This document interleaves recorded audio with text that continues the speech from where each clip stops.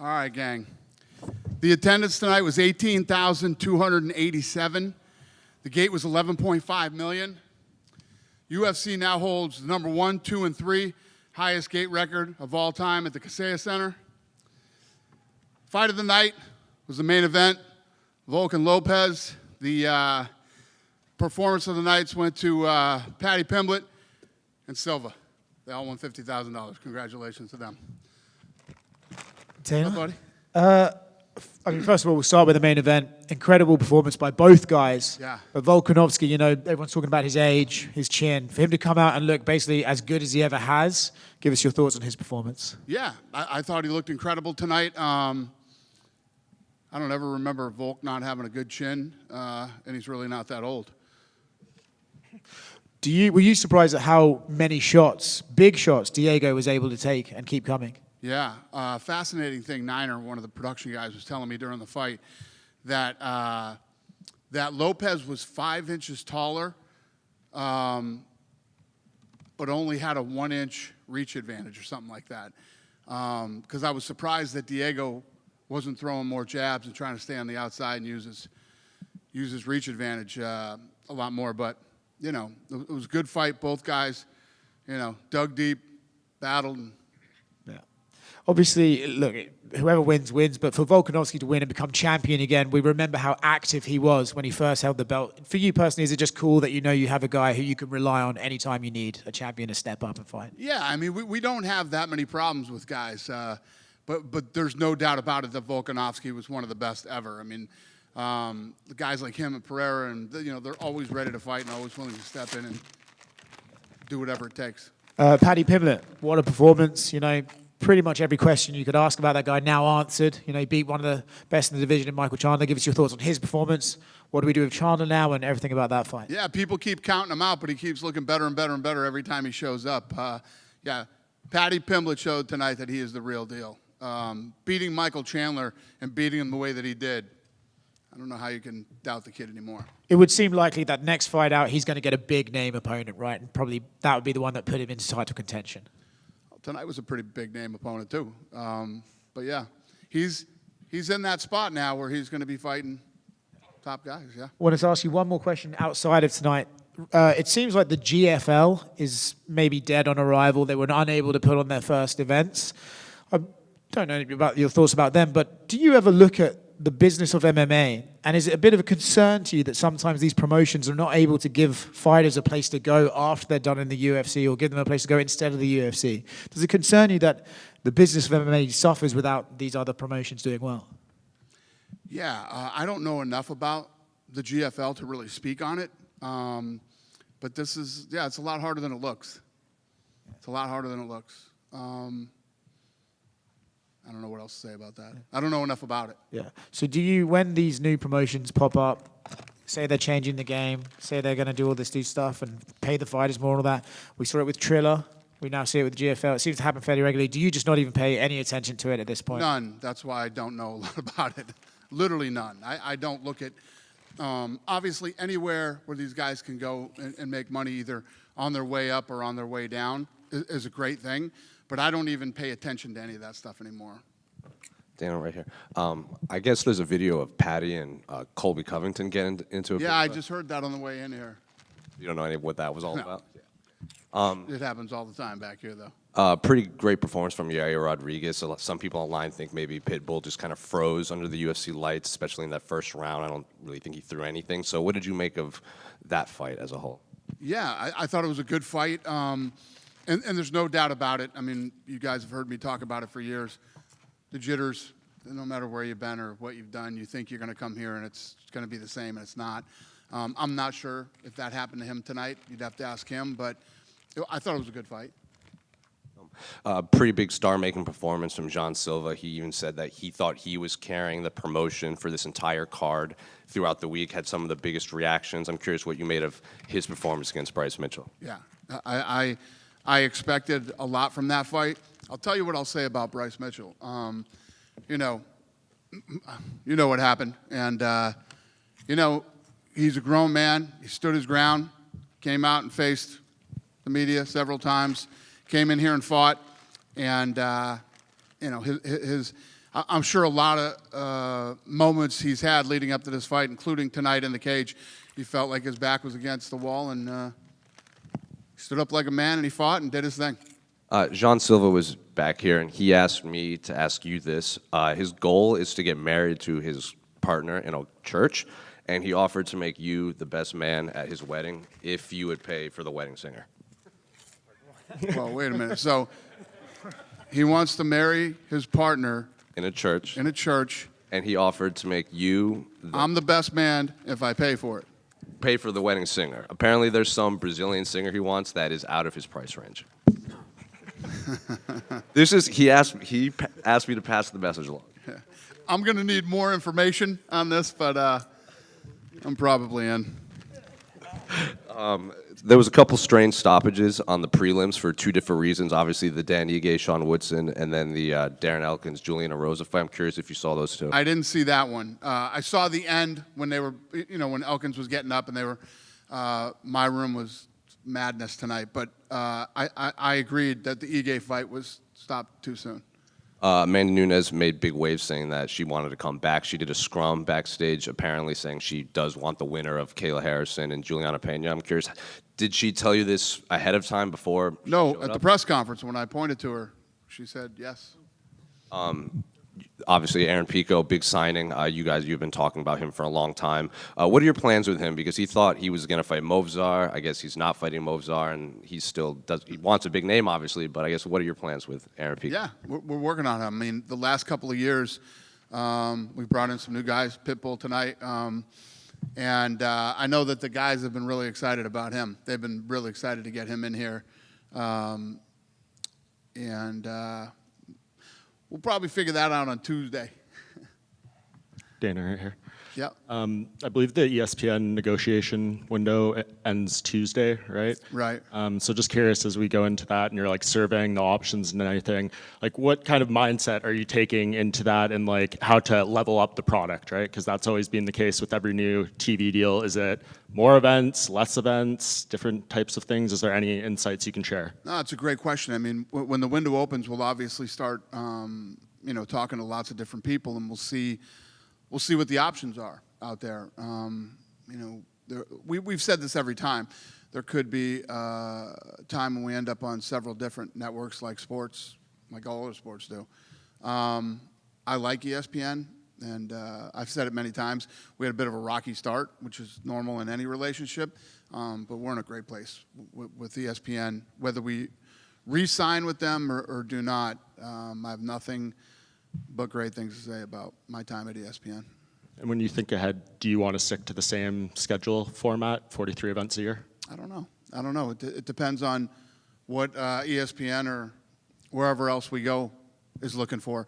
Most of the times when you do these deals, you're catering to what the network needs. Plus, they'll have other programming, other sports that they need to, that they're already committed to with certain times and seasons and whatever it may be. So it always changes. Yeah, there's been It doesn't matter to me. Right. There's been like the various, I guess, reporting out there from kind of like media reporting outlets saying the price tag you guys are looking for is $1 billion a year. Is that something you can confirm that would be? Sounds good to me. And the past 2 years, during this week, the International Fight Week headliner has been announced. We don't have that yet. Are you guys pretty close to having that? I think a lot of people are excited to maybe see Khamzat Chimaev in a title fight. Is there any chance he's being looked at? That would be fun. Tuesday. Thank you. Thank you. Danny right here. Yep. Michael Chandler is now 1-5 in his last 6, but he's always been exciting and a fan favorite. What do you make of his performance tonight and where? And he's always in the fight. I mean, he's always in the fight. Tonight was a big night for Paddy Pimblett. People, like we were just talking about, people have been doubting Paddy Pimblett every single fight he fights, and he's undefeated in the UFC. But Chandler's like our Arturo Gatti, man. Every time that guy goes in, you know you're in for a good fight. You know it's going to be a war. And you don't know whether he's going to win or lose. Can you speak to the depth of the featherweight division? John Silva, we talked about his performance. He's not even ranked right now. We have Volk, we have Lopez, we have Yair. Like, this is a very stacked division. Can you Well, remember? Silva time will was- he'll be ranked after tonight. Definitely. Is this deeper than it's possibly ever been? Yeah, I just feel like it all keeps getting better and better. Yeah. Earlier this week, there was a news story that broke about the Ali Act potentially being amended by UFC TKO with a memo being sent in. Speculation ran wild as to what that can be. Can you talk to that a little bit? I'd rather not. Thanks for asking, though. Last question. Yep. Do we have a date or a time period where when TKO boxing will launch? Yeah, but we still got a lot of work to do. I haven't even come up with a name yet. It's not going to be TKO Boxing. That's just like a placeholder. I got to do that this week, too. I got a lot of work to do before I really start talking about that. Dana, to your right. Just to follow up on the broadcasting rights, there's been a lot of speculation. Do you foresee pay-per-view sticking around, or are you open to the idea of, maybe one of the platforms stepping up and saying, we'll broadcast them all and doing away with pay-per-view? Yeah, it's like what I said to him. It's usually we do what the network, what works for the network. What do they want to do? Do they want to just put it on their air? Do they want to do pay-per-view? I don't know. Do they want to put it behind a paywall? I don't know any of those things. Tuesday, the window opens and we start talking to other networks, and we'll get more into that. And then Verna Jandaroba tonight, 5 wins in a row now, the last 2 against former title challengers. And of course, we don't know what's happening with Weili. Is there any update on that? Is the thinking that maybe Shevchenko, is Verna going to have to wait? She was concerned about the division being held up. Yeah, I don't disagree with you. I don't know right now, though. I'm not even thinking about that. But yes, huge win for her tonight. Yeah. Thank you. Yep. Dana over here. The featherweight division's on fire right now. Obviously, it has started by Jose Aldo. Conor McGregor's been here. Max Holloway. Now Volk just got his belt back. Who would you say is the featherweight GOAT? Shit, that's so tough. I don't know. The rankings are so good, you should probably have them do it. Figure out Dana at the back here, mate. the way GOAT is. You done with me? Oh, sorry. Yeah. I had one more if you're cool with it. Go ahead. Yeah. Yeah, so The Ultimate Fighter Season 33 is coming out next month. What's the filming process been like, and has there been any drama? Are there any fighters that really excite you? I don't know about any drama, but the fights are awesome. The fights have been awesome. Yeah. So, yes, sir. Yeah, due to COVID and other reasons, Alex Volkanovski was never able to defend his belt at home. Now that he's the champ again, will you work with him to maybe let him have his first defence in Sydney, Australia? I mean, you never. Everything's about timing and where we're planning on going this year already and all that stuff. But yes, we would love to do that for him. That would be great. Good on you.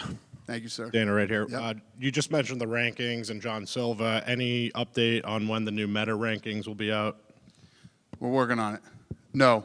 Thank you. Yep. We just announced the deal. We don't have the rankings ready yet. Dana, Yeah. Ilia Topuria recently said that he was promised a title shot. Who did? Ilia Topuria Okay. at 155. Is that the case, or what's next for him at 155? We're working on it. we got a lot of shit to do. Yes, I mean, obviously, he's one of the biggest stars in the company. If we had something in planned, we would have announced that already. And is there any update on potentially taking the UFC to Spain? Obviously, you're mentioning he's the... No, we're still working on that too. Also, the UFC announced the booking of Manuel Cap versus Brendan Royval. And a lot of people are thinking that maybe that opens the door for Brandon Moreno to fight Pantoja at UFC Guadalajara. Is that And you guys love to look deep into the future before... I have no... Brother, we just finished this show tonight. I'm not even thinking about any of that stuff right now. Thank you. Thank you. Dana, over here. Yeah. Right over here. Yep. You blessed us with an amazing card in Miami. In the future, could we see Power Slap come to Miami as well? 100%, yeah. That's great.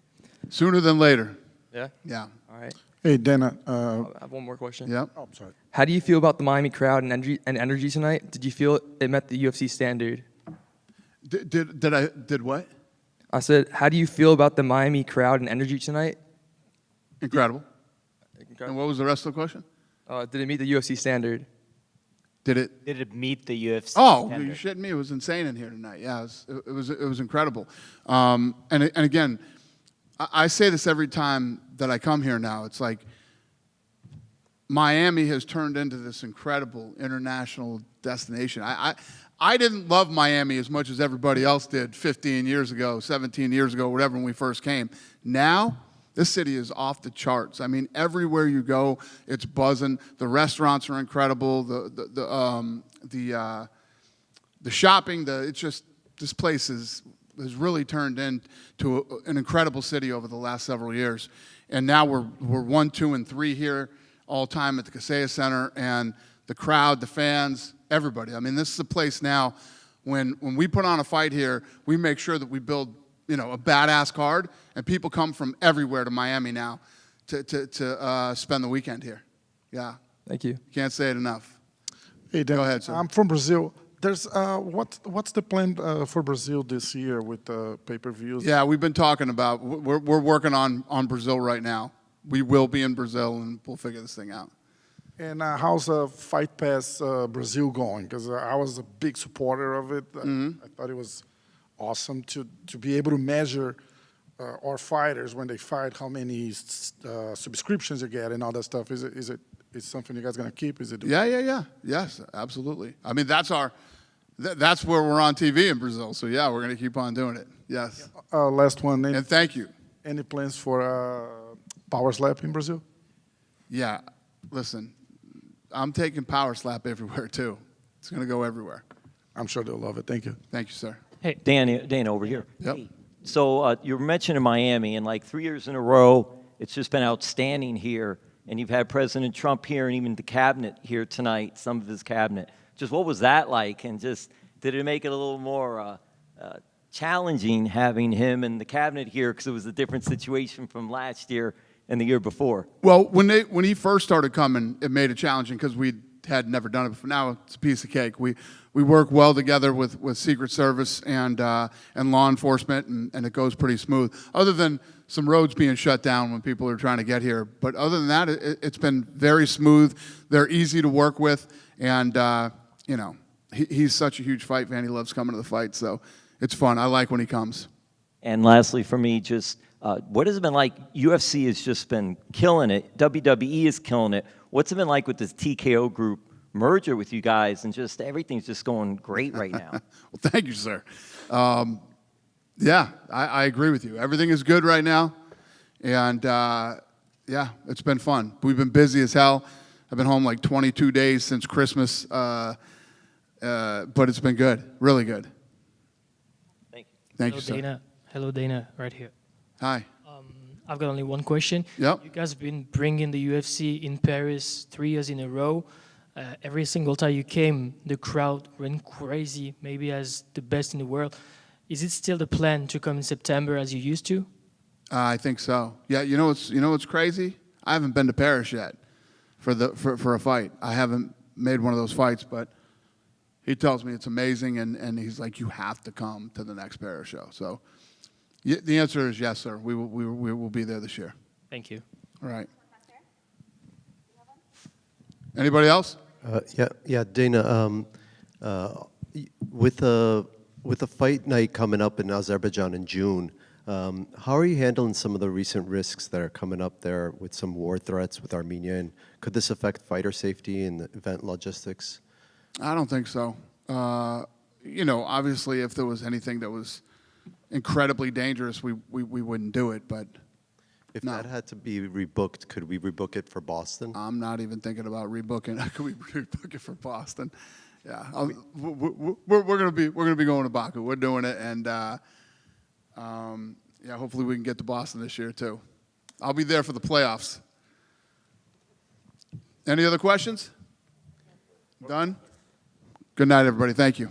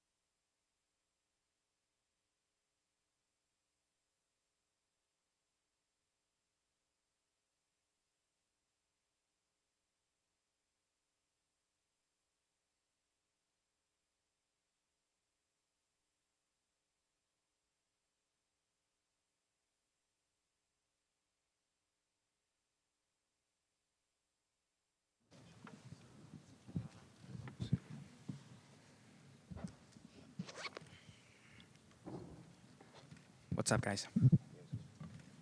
Jair, over here on the front. First of all, nice suit.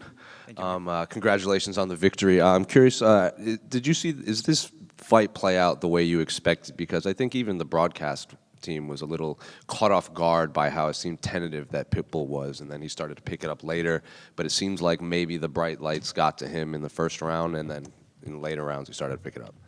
It didn't play out exactly the way I wanted, because the way that I was picturing it in my head was winning by KO in the first round.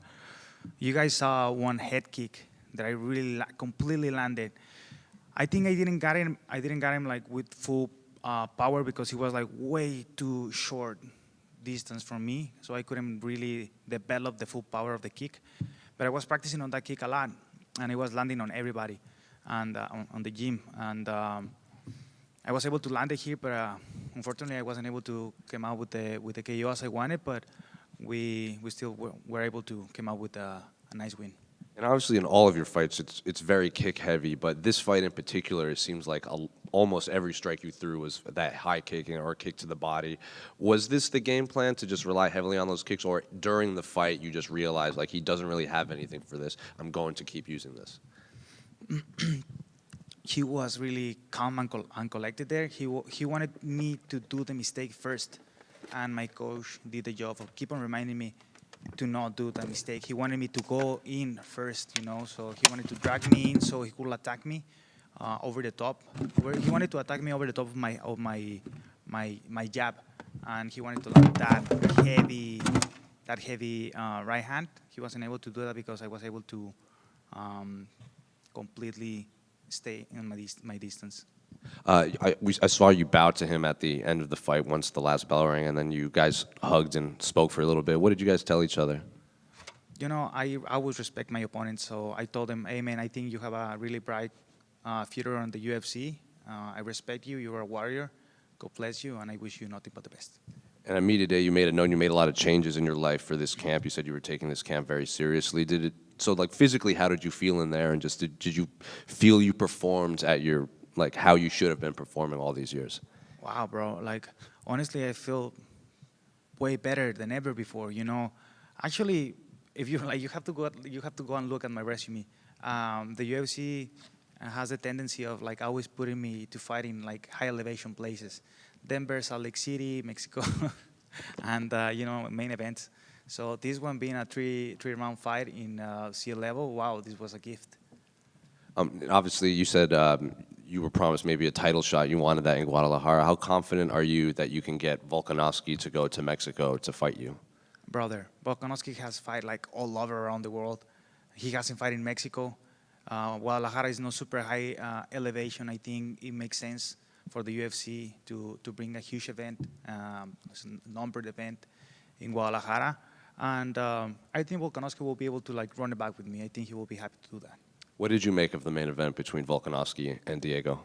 Fuck, man, I wish I could like tell you better. I was able to kind of look in between interviews, because I was doing an interview and I was like kind of looking, and I was just trying to put attention to the fight while I was doing the interviews. I will have to go and like really like look. But it looked like a really fun and interesting fight. Both of the guys that were doing like a good job. Obviously, Volkanovski got the better side of it, and he was able to come out with the win. Then just last one for me. You know, I have to ask. A lot of fans, you know, they want to see you fight Diego now after that press conference. So I'm curious, what's the issue there? And if you don't get Volkanovski, is a matchup with Diego in Mexico, is that the biggest fight, that maybe even bigger than a title fight at this point in the eyes of the fans? Yeah, in the eyes of the fans, of course. But if you ask me, if you're in my position right now, the beef can stay aside for now. And the only thing that I'm looking for right now is fighting for that belt. What happened? I think when the moment comes, we will talk more about it. But for now, I just want to focus on that title fight, which is fighting against the current champ, Alexander Volkanovski, on a rematch. And I want to do that in Guadalajara. Just one more to follow up on the Diego situation. You don't have to tell us exactly what the issue is, but is it a serious beef that has to be resolved at some point? Like, you will have to fight here before the end of your career? Yeah, I think it will have to happen at some point. You know, I actually talked to my friend, Marco Beltran, and I told him, I got you, bro. I got this one for you, all right?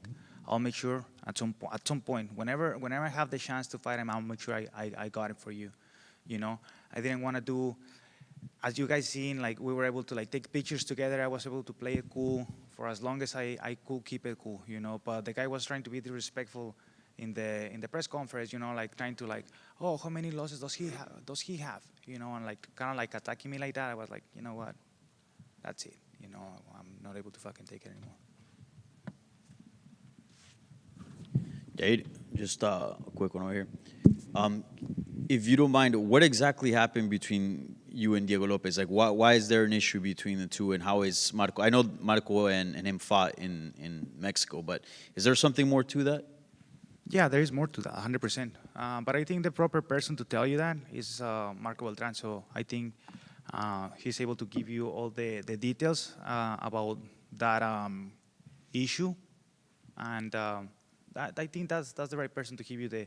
I'm gonna take care of the job for him because he's my friend, and I have his fucking back. Like he has my back, and he's the one who should be talking about the issue of what happened, because honestly that was fucked up. But I'm just gonna take care of my friend. Yeah.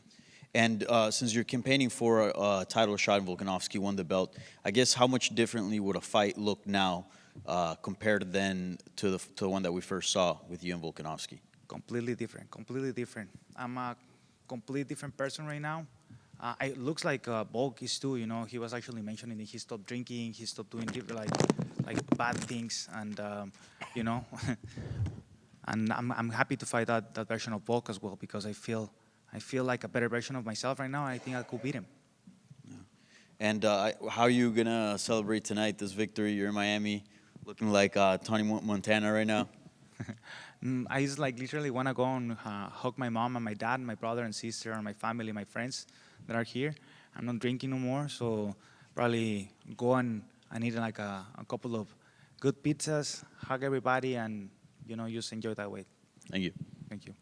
Hey, yeah, right here. In Brazil, many people feels like Diego it's more Mexican than Brazilian. Because he mostly speaks Spanish. He's been living in Mexico for a lot of years. If an eventual fight between you and him happens in Mexico, do you think the crowd will be split between you two, or you think you get the majority of the? So everything kind of like got twisted with my words. I don't know why that thing is always happening. You know, I get it's like. Probably a reporter or some other reporters, I'm not saying everybody's job to kind of do that, but I always like played respectful to Diego, you know, and to the fans as well, because what I say was like, I do not agree that he's just like using that, you know, Mexican side, he speaks Spanish, like to kind of drag attention and drag fans from Mexico. I will never do that. That's what I said. I'm okay if Mexican people want to support, I'm okay. To this point, I'm okay. If you're Mexican and if you want to support Diego Lopez, it's your choice. I am no one to tell you who you should support or who you shouldn't. You know, the only thing I'm saying is I'm 100% Mexican. I've been killing myself for the last 11 years to represent my country on the highest level of martial arts. To this day, I keep on doing that way on the best way possible. And that's the only thing I'm saying. You know, so if you want to support Diego Lopez, go ahead, fucking cheer for him. Thank you. Congrats on the win tonight. Thank you. No problem. Yeah, you're an alumni right here. You're an alumni of the Ultimate Fighter Latin America. Your coach was the great Cain Velasquez. Obviously, he's been going through a tough time right now. Do you have a message of encouragement for him? Cain, you know I love you. You're my carnal. I know you're going through some tough times, and I hope everything can get solved in the best way possible, and free Cain. One more from me. You've trained with a lot of champions like Bilal Muhammad and Juliana Pena. Both of them have some huge title fights coming up. What's the energy been like in the gym, and how much have they helped you? It's just you become like the person, like the people that you have around yourself, and I can tell that about all the people that I have around me, not only friends and family, but also like all the team. Great team of people that I have around me, and you know, it's been an awesome journey, you know, to get back to the gym, get back to to the routine, and being able to kind of like put everything aside and just like look at the transformation of my body and my mindset changing. It's been incredible. I'm super happy and glad to have everybody on my corner. Jair, felicidades por tu victoria. Gracias. Luego de 2 derrotas consecutivas, finalmente vuelves a la ruta ganadora sobre una leyenda como lo es Patricio Freire. ¿Cuál es tu argumento si a las personas que dicen que una victoria no es suficiente para disputar el título? Otro nombre que suena es el de Movsar Evloev. Si tuvieras que hacer un argumento del por qué tú lo mereces más que él, ¿cuál sería? Mira, estamos peleando en la misma cartelera. Yo peleé con Volkanovski, sería una revancha. Volkanovski viene de perder 2 veces, yo también vengo de perder 2 veces. Vengo de recibir a una gran leyenda de Bellator. Yo arriesgué todo para recibir a una leyenda del deporte, doblemente campeón, el más condecorado de Bellator. Yo lo tomé como si fuera una pelea de campeonato. Me vi excelente esta noche y la UFC quiere hacer un evento en México. Tenemos nuevo campeón de las 145 libras, en lo cual es Alexander Volkanovski. La UFC quiere hacer un evento histórico en México, en Guadalajara. Yo soy uno de sus máximos representantes en las 145 libras y en México, y yo creo que es la pelea a hacer. Ahora te quiero preguntar, a nivel personal, Volkanovski acaba de recapturar el título, pero sabemos que en el pasado tuviste algunas diferencias con Ilia Topuria, que abandonó la división y dejó el título vacante. Si hubiera sido tu preferencia, ¿contra quién hubieses preferido disputar el título? ¿Contra Alexander Volkanovski en una revancha o te hubiese gustado enfrentar a Ilia Topuria? Me hubiera gustado enfrentar a Ilia Topuria, solamente para arreglar las diferencias, pero quiero dejar bien en claro que para mí el hecho de poder volver a enfrentar a Volkanovski para mí es un gran orgullo, porque Volkanovski es un guerrero que respeto al máximo. De hecho, mis padres tuvieron la oportunidad de tomarse fotos con su padre también. Ahorita tuve un momento con ellos ahí, con su familia, en la parte de atrás. Es una persona que respeto mucho, me cae muy bien y creo que es un excelente campeón, pero ahora es mi oportunidad. Y has hablado de los cambios que hiciste de cara a este campamento, ¿no? Todas las nuevas rutinas que has implementado que te han llevado a este nivel. ¿Qué tuvo que suceder para que pudieras encontrar ese nuevo nivel, ¿no? Vimos a Nacho, que ha hablado muy bien de ti y fue uno de los peleadores que aseguró que estabas en una nota diferente al pasado. ¿Qué tuvo que suceder para que Jair llegara a ser el Jair que está sentado frente a mí? Sabes, yo he escuchado en el pasado que la información siempre está como en el aire. La información pues siempre está ahí y como de repente recibir un mensaje de arriba, así me cayó como un mensaje, como cuando te acuerdas de algo o como cuando te das cuenta de algo que no te habías dado cuenta en el pasado.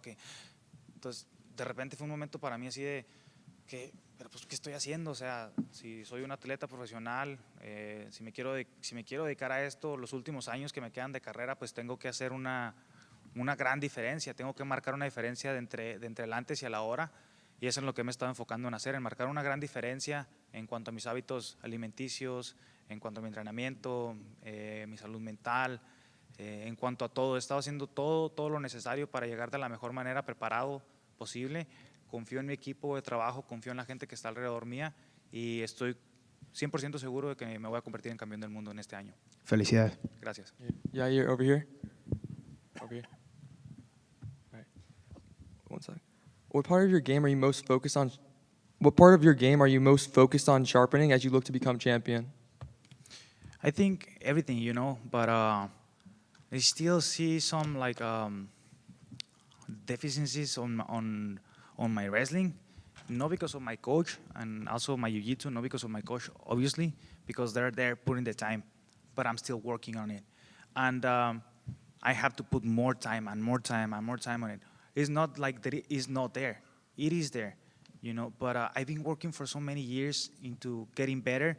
And in the gym, if you ask me, or if you ask my coaches, I think my level in the gym is higher than what it is here when I'm fighting, But I think it's a matter of experience, that you're able to explode that and bring it into the octagon, which I'm gaining more and more experience. That's what you saw today, a more experienced Jair. And I think with the fights that are coming after this one, I will be showing more and more that, especially with the work of my team. Thank you. Thank you. Jair, good to see you again, Papa. Thank you, brother. We talked earlier this week about how much you loved Miami. would you consider moving your team and your whole camp here full time? I know you talked about sea level. Right. You talked about like sea level elevation, and I feel like, obviously Miami is kind of close to where you train out of. Is that something you'd consider doing full time? I would love to, but that's not completely up to me. We have a large group of teammates and people, coaches as well, and that will have to be like a major change. But you already hear it from my coach, my head coach, Mike Valle. He will be happy to do so. Chicago, everybody loves Chicago. I love Chicago. I have been training Chicago for however many years, but it's cold, bro. It gets really fucking cold, and obviously Miami has way better weather, and the Latino community here is awesome. Food's awesome, and it's beautiful. And I'm actually staying here longer because I want to enjoy more of this beautiful city, and I'm happy to do that. Awesome, man. You look great. Love the suit. Thank you, brother. Thank you. Awesome. Thank you, guys. I appreciate you guys.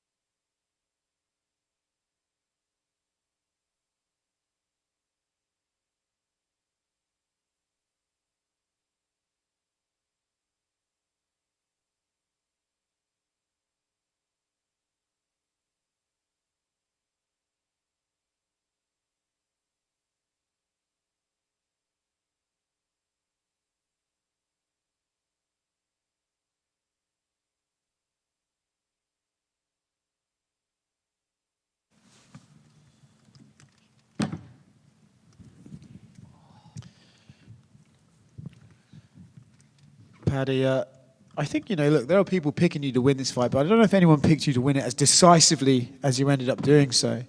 I know you're your own critic, but I assume you have to be proud of that one. Yeah, definitely. The game plan went perfect. Everything we've been training in the gym up until this point worked. Everything we said we were going to do, we done. And it was brilliant. I'm very happy with my performance. Nice. As soon as you landed, I think it was a knee that blew his cheek open, right? Did you know, okay, beginning of the end here, right? There's very few fighters that can survive a shot like that and keep coming. Yeah, I smelled blood in the water, and I've got proper killer instinct. But the one thing I did do is obviously I ran at him and started putting it on him, and then we'd spoke about it beforehand. A wounded animal is the most dangerous one. And you've seen it with Chandler before. When he's hurt, he swings wild and he catches people. So I thought, this is the time to take him down. This is the time to put him on his back and put a beating on him. And obviously I went for the submission at first, but after watching Charles fighting for 5 rounds, that's why Charles never got the finish. He was hunting a submission. And I just knew I could TKO him on the floor with ground and pound. I assume there are probably times before this in your career that you would not have been that smart and made that choice. Is it cool to go in there and sort of after the fact be able to realize, well, I can see my own growth. I'm seeing growth in fights with better IQ. Yeah, I think I've got the best fight IQ in the game, other than John Jones. I think I've got the best fight IQ in the game. I don't think anyone's got better fight IQ than me, and I couldn't wait to throw a 12-6 elbow. He pretty much got you with one of the best nut shots I've ever seen. You know, we spoke about. He said he was a dirty bastard in the cage. Reckon he did that on purpose, or was that? I don't know what I mean. As I say, I like Mike. He's a nice fella. He's very respectful and nice outside the cage, but when he gets in it, he hit me with about 4 punches in the back of the head in the first round. You know what I mean? Nothing even got said to him. But you never know. He might have kicked me on purpose because he needed a little break. Everyone was questioning my cardio going into this fight, saying that I wouldn't be able to keep up a pace with Mike. And it was him that was gassing, not me. I felt fresh. So because of that, when he kicked me in the balls, it was a flush kick as well. It was me dick and my balls were still hurting when I said, let's go. But as I say, I knew he was tired. I could see he was tired. So I was like, I'm not giving him this breather so he can get all his breath back and swing a big punch at me. I just got right back into the action. Yeah. He also landed, it has to be said, in the first round, pretty solid right hand on you. I suppose there's probably 3 words that could sum up why that didn't hurt you more, is there?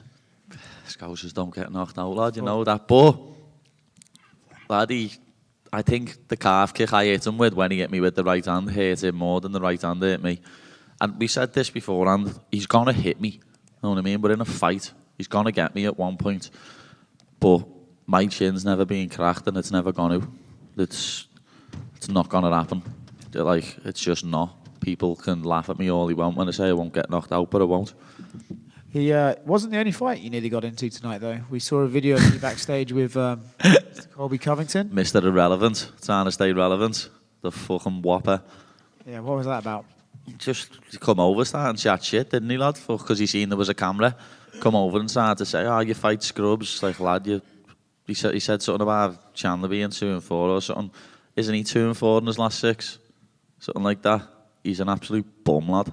He's nearly 40. He's trying to stay relevant by jumping on me while there's a camera there. Well, not jumping on me, just talking shit. I seen him a power slap the other week and walked past him, staring at him, and he just looked at the floor like the little pussy boy he is. When there's a camera there, he tries to say something. But he got terrored, know what I mean? We all absolutely terrorised him.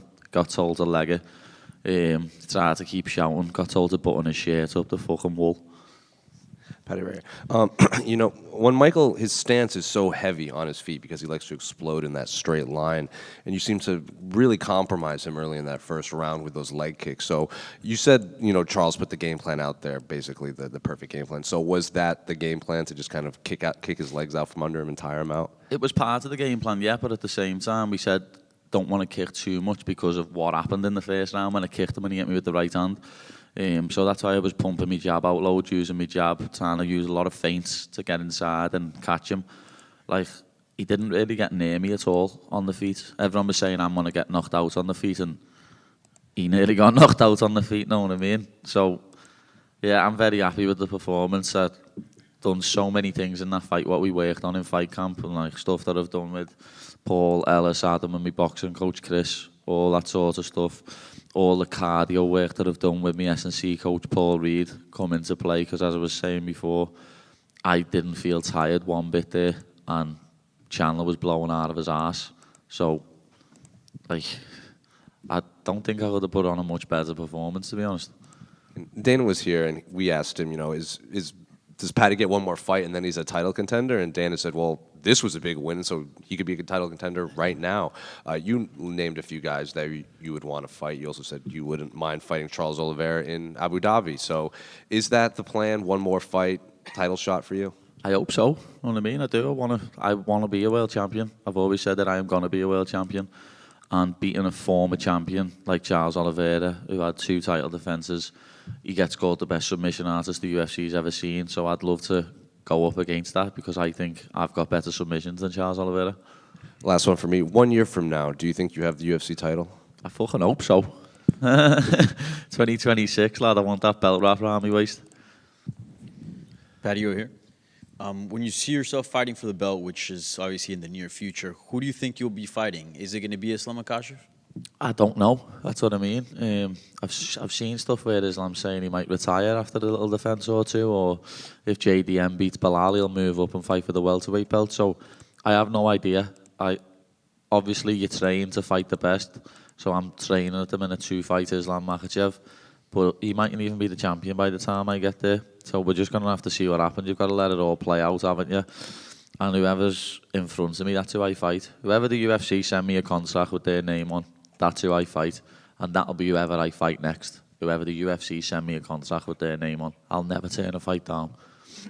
And I gotta ask you, you took aim at all the big dogs of the division, right? But a lot of people are interested in seeing you and Ilia Topuria fight because there's a lot of history, right? There's a whole thing built into it. So I guess where does he fit, and like how do you see you two crossing paths? Because right now it just seems like, at least in the immediate future, he's not in your plans. Maybe I'm wrong.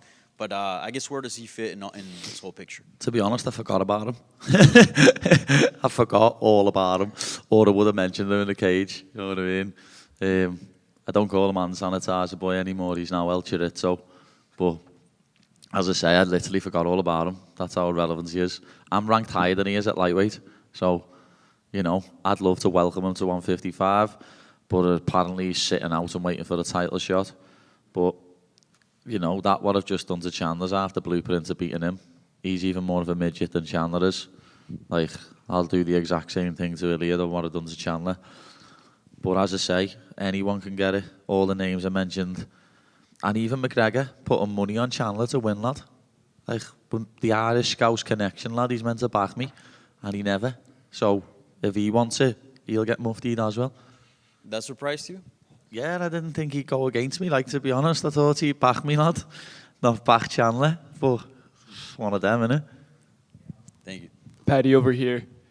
Obviously, Conor bet against you, but he was respectful in it. What do you plan on saying to him the next time you see him? I don't know if I'll ever see him. You never know. I'll say to him, what happened there, lad? Fucking hell. The Irish Scouse connection, you meant to back me, but you went for the yank instead. But, you know, it's one of them. If he ever wants to come back, I'm here waiting. And one more from me. You have such creative nicknames for your rivals like Colby Covington, Armin Sarukian. Could you tell me, were you always this good with your trash talk, or did it get better with time? I went to an all-boys school in Liverpool, lad. So you had to keep up with it, lad, or you were getting tethered yourself. So I'm used to it, know what I mean? Me and my mates are still a petty little firm and give each other shit every day in WhatsApp groups, lad. So without the lads, I probably wouldn't have as many good shouts as I have. Paddy, right here. Congrats on the win.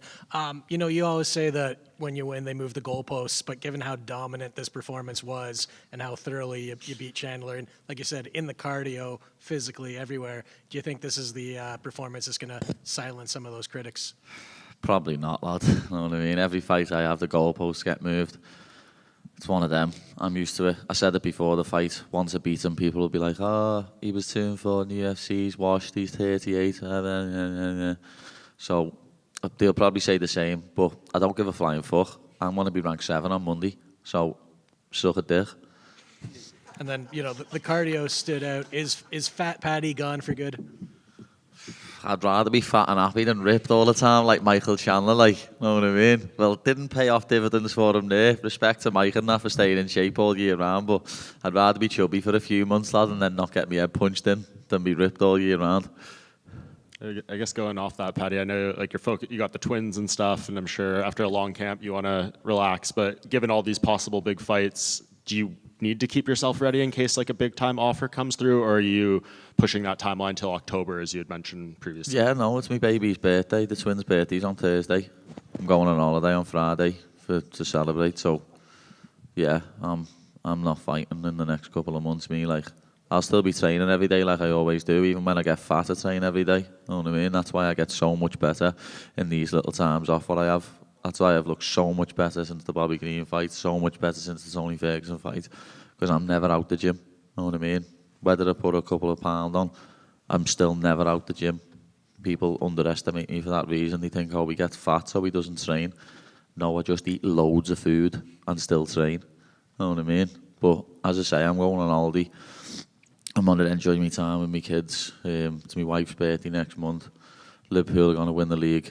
So there's a few things that I've got to do. And I guess lastly, I know you said you don't care about getting your validation from the fans, but who do you think you could beat that would make you undeniable in that sense? Is it just beating the champion? Yeah, I think people will move the goalpost with me up until I have that lightweight title wrapped around my waist. You know, if I go in and beat Charles, it'll be like, oh, Charles old. You know what I mean? He's got so many losses. It's just one of them. Like, anyone. Put anyone in front of me and I'll smash your face in. Hey, Paddy, I asked you on Wednesday at the media day about Patricio showing you something. Did you ever end up using that on the fight? Yeah, I tried it. You know what I mean? It's weird, Chandler. But the thing was, he couldn't get near me to do what he done to Patricio, where him and Patricio were similar sizes. He couldn't really get near me to do it. But I think it did land one right hand over the top. You know where he goes like jab the body? It was the right hand over the top and bringing it down. I think I might have landed one of them in the fight. But as I say, Patricio and Chandler are a similar height. So it was easier for him to do that. Where I didn't let Chandler get near me. You know what I mean? I was keeping on the end of my kicks, the end of my jab. So I didn't really even let him initiate that jab the body to counter it. But I think I did hit him with one. I can't remember fully, but I think I did hit him with one or two. I'm gonna ask this because I'm from Brazil and people in Brazil they had that thing between you and Renato Moicano. Yeah. Is this a fight that you still won? Now you're gonna be ahead of him on the rankings. No, unlucky Renato. Not easy. I mean? No, I'm ranked above him now, lad. Know what I mean? He's in the rear view mirror. He actually walked past me before when I was doing an interview, and I went to shout him to say what's happening, but he walked past. I seen him on the broadcast though, shouting "Pim bitch, Pim bitch." I love the way he says my name, lad. It's absolutely hilarious. Paddy Pim bitch, Paddy Pim bitch. Easy money. Yeah, easy money. But I think he knows after watching that fight, if he fought me, he'd bet on me. Hey, thank you, man. Congrats on the win. All good, people. See you in a bit. Any Scrangaff still open? Anyone know any food places still open? Fucking best be a Scrangaff open, you know. Paddy.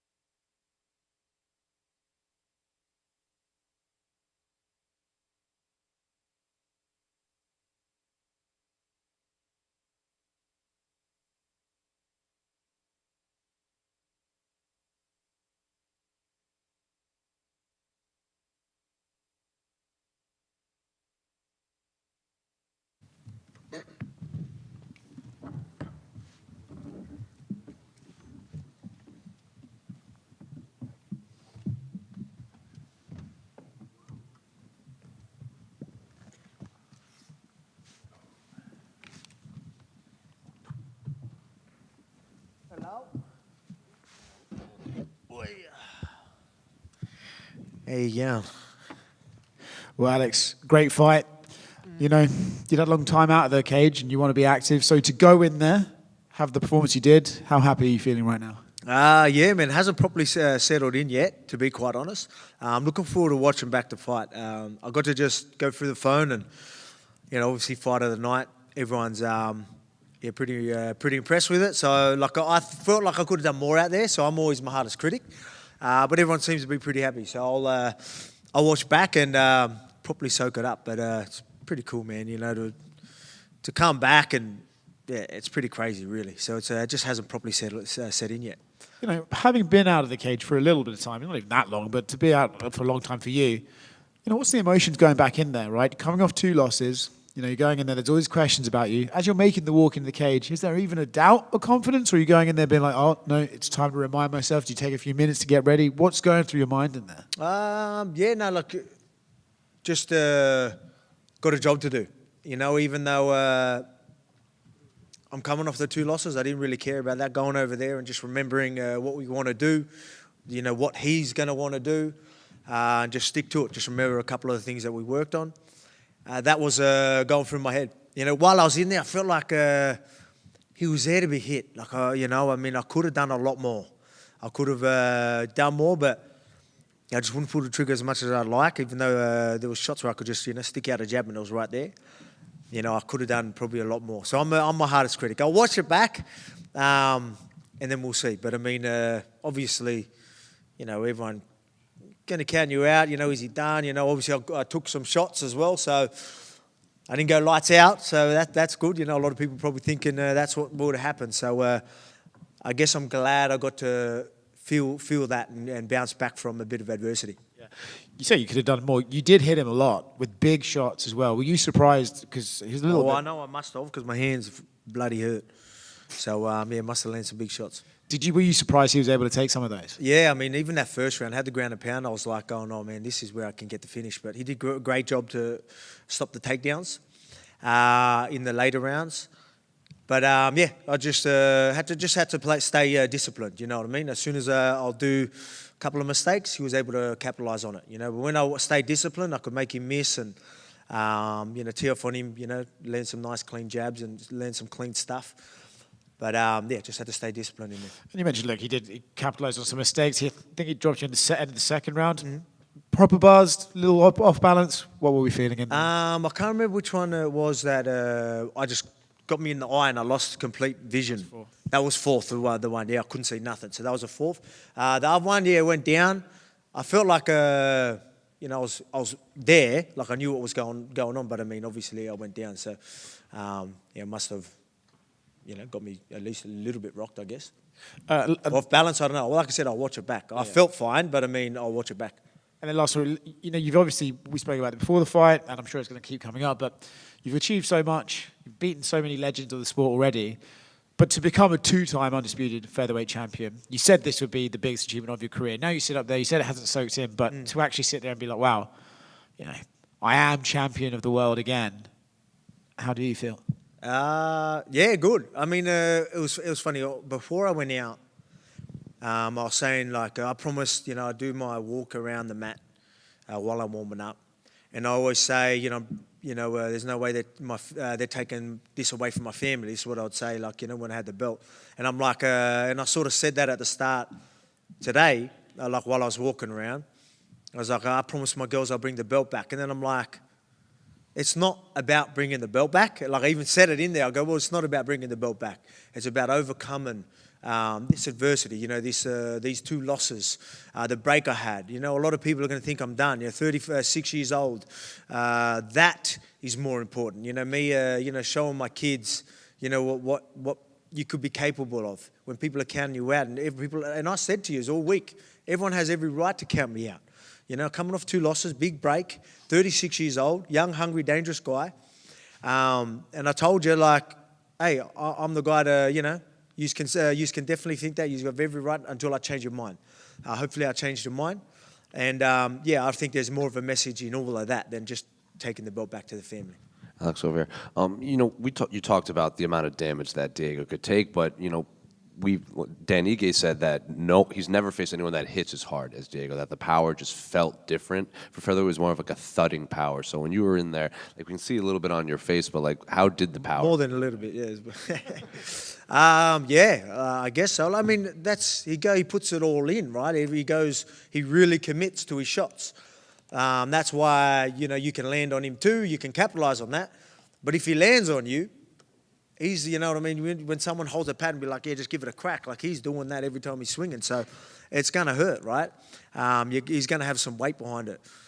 But he done, I got a few stitches, a couple of stitches here, like in my mouth. So he's done a great job. But at the same time, he's got a freaking hard head. My hands, especially in that first round, like some of the ground and pound, I'm like, man, I can finish this fight. But took it well. Hurt my hand straight away. There were a couple other featherweight fights on this card. Yair got the big win over Pitbull. John Silva had one of the better performances of his career. I'm curious, did you get to watch those, and what did you make of your fellow featherweights? Yeah, I got to watch them. I'm always watching. Backstage, getting to watch the fights. Yair looked great. As I was saying that, I'm like, people's talking about $1 million fight and all this stuff. I'm like, man, just you got a tough guy ahead of you, man. Just focus on that. You get a good performance, all right, you might get the shot. With Yair, I hear that he was saying get the title shot. Look, he's a good dude. I like him a lot. If the UFC want to give it to him, I ain't gonna stop. I ain't gonna stop that for him. But I'll be honest. I did before that fight. I didn't think if he won, he would be getting a shot. Like I'll be honest, that didn't come to my mind. But now that he's calling, like I'm not going to be the one to say no. But I'm going to leave everything to the UFC. Obviously, you got guys like Mosva who's undefeated. I'd love to take that 0. You know what I mean? Like we've got to see what the UFC say. I heard, I've seen him trying to get other fights. I don't know, is that right? Like there was rumors that he was going to fight Pico. But I even seen him tweeting that he wants to fight someone in May and doing all this sort of stuff.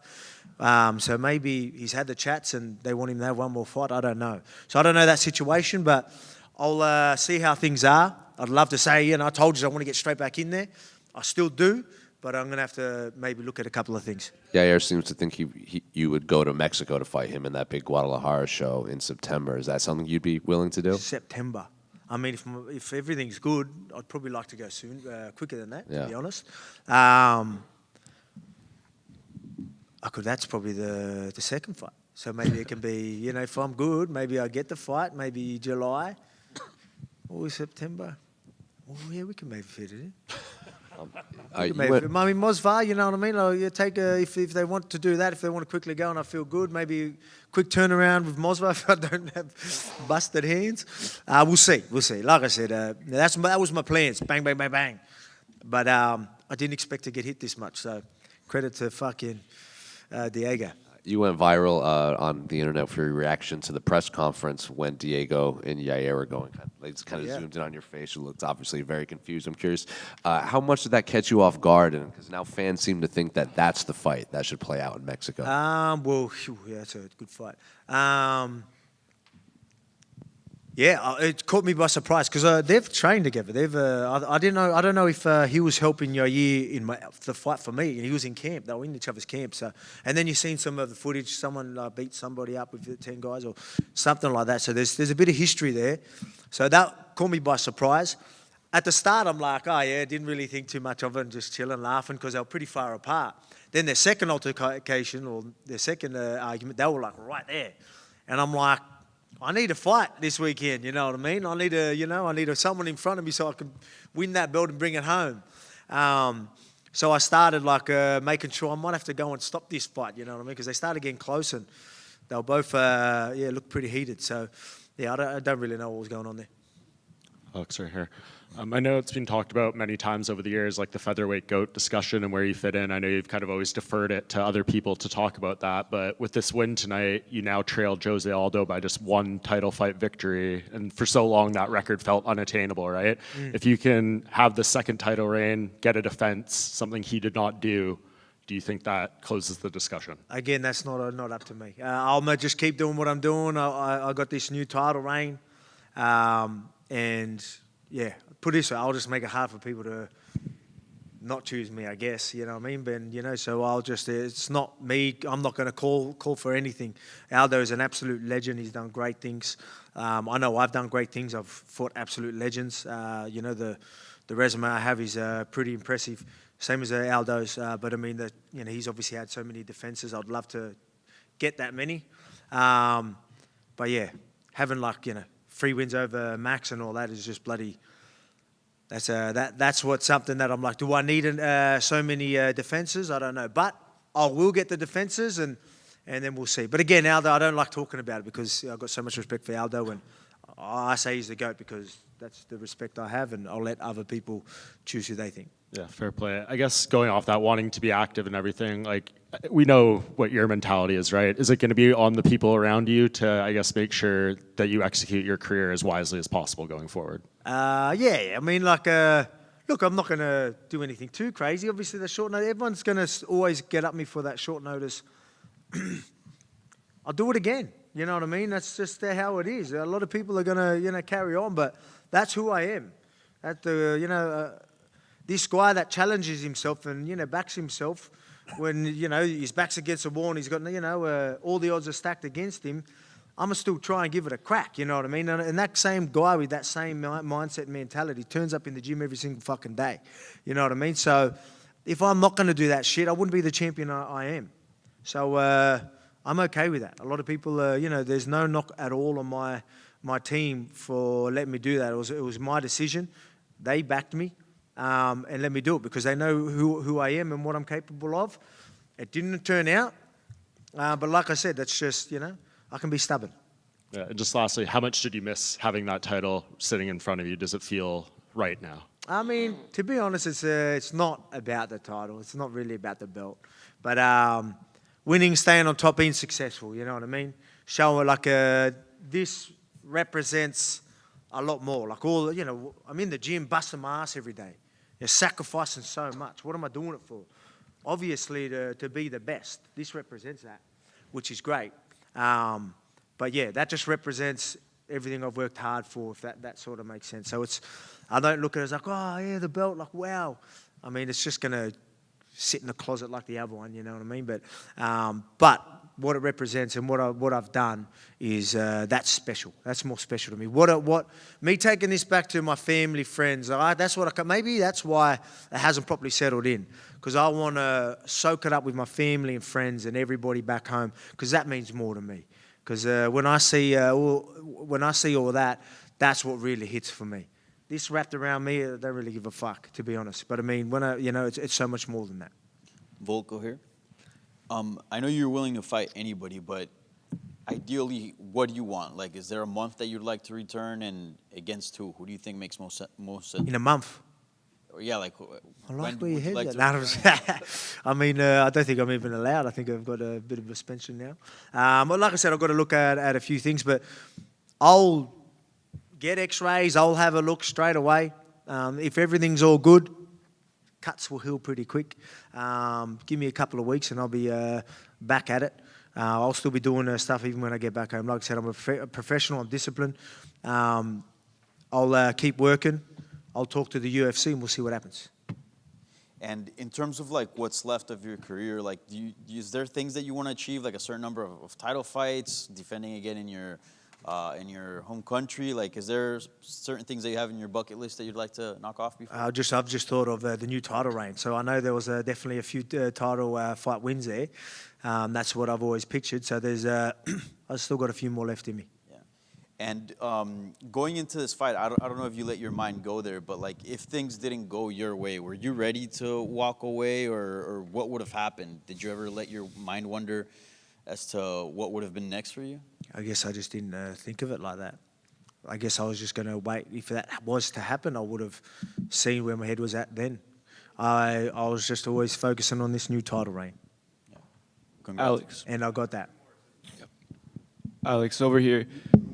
Your good buddy, Israel Adesanya, he won his second title in Miami. Did he give you any advice before this fight? No, we didn't chat. He told me, look, man, we get each other. You know what I mean? He knows I'm busting my ass. He knows I'm putting the work in. He knows I'm gonna turn up. He was just like, you're going to enjoy it, you know. He's more like, you enjoy it and you enjoy the after party too, you know. But yeah, more like that. It was more them chats. He knows, like, you know, when I chat, he goes, I know what you do, you know what I mean, and that means a lot. It makes. But me going back to his, I was over there for his last camp.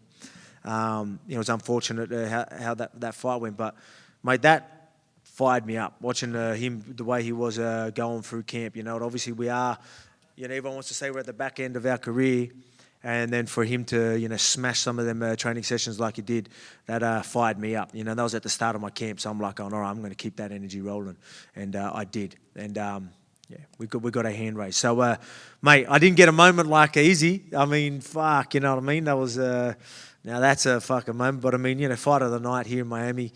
At least we're still winning big over here. Congrats. First of all, Alex, mate, just want to say congrats. Thank you did it. you. During the week, you mentioned that you've been so focused on your own journey on this comeback that you might not have fully grasped just how much it meant to other people. Mm-hmm. Just on behalf of myself and all the Aussies back home, mate, we are crying tears of joy today. So, yeah, I just want to say thank you, mate. It means a lot. That's what it's all about to me, and I think that's what I just don't think it's really reality's hit too much. I think it's because it's not really about that. Like I said, I want to take it back to the family and friends, and it's so much bigger than me. It wasn't just me going, like, yeah, we talk about the adversity, me having the break, but I'm representing a lot of people that can struggle and can bounce back. You know, a lot of people count them back. Not only counting them out, they are, or, you know, could you say down and out? I wouldn't say down and out, but they are like, you know, you had every right to think that I'm going to lose and I'm not coming back and I'm done. You know what I mean? There's going to be a lot of people in their lives that are down there, but through hard work and real commitment and doing what you're doing, you can still get there. And I think that means a lot more. There's a lot of kids and the younger generation that are probably watching this and they're going to be inspired by this. So that hits me a lot more than just bringing that belt back. But at least this represents a lot, and I get to take it back to Australia, which means a lot to me. Thanks, everybody. Thank you. Appreciate it. Thank you, man.